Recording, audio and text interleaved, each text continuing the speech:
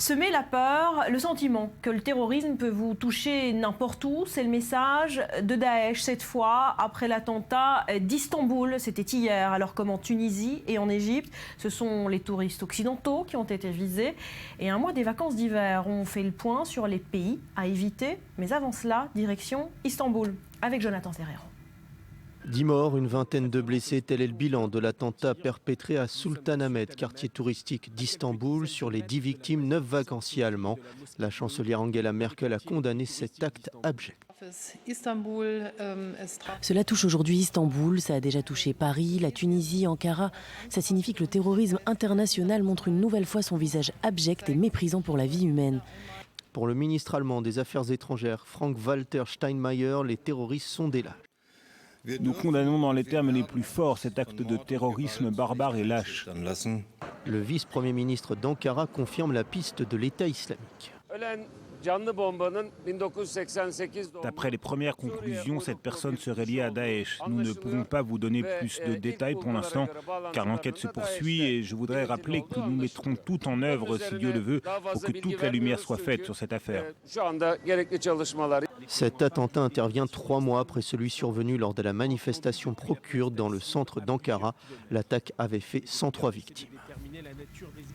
Lise, est-ce que le tourisme en Turquie est condamné après cet attentat?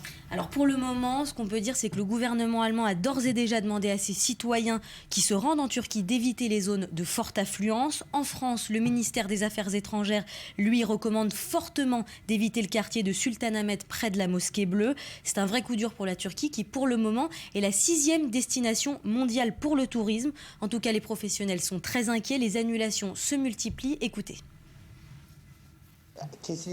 Il est certain que le secteur du tourisme va en pâtir, mais je ne sais pas à quel point. Mais c'est sûr qu'on va en souffrir parce qu'il y a des gens qui ont peur.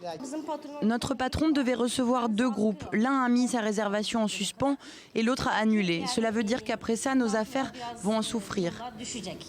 Et à noter que certains voyagistes ont déjà pris des mesures concrètes. Oui, notamment les voyagistes allemands. TUI a déjà proposé l'annulation gratuite des voyages vers Istanbul pour les touristes qui avaient prévu de s'y rendre jusqu'au 18 janvier. La Fédération des voyagistes allemands, elle, demande de bien suivre les recommandations du ministère des Affaires étrangères.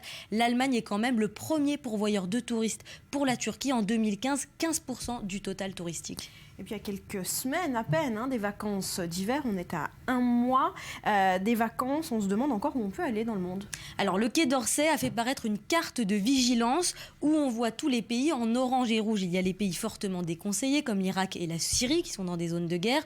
En jaune, les pays où il faut être vigilant et en vert, les pays sûrs. Donc sur les 191 pays du monde, il n'y en a que 40 qui sont encore sûrs. Dans le bassin méditerranéen par exemple, il ne reste que le Maroc, même la Tunisie n'est plus très sûre. Voilà, il n'en reste plus beaucoup des États sûrs. Merci Alice pour ces précisions.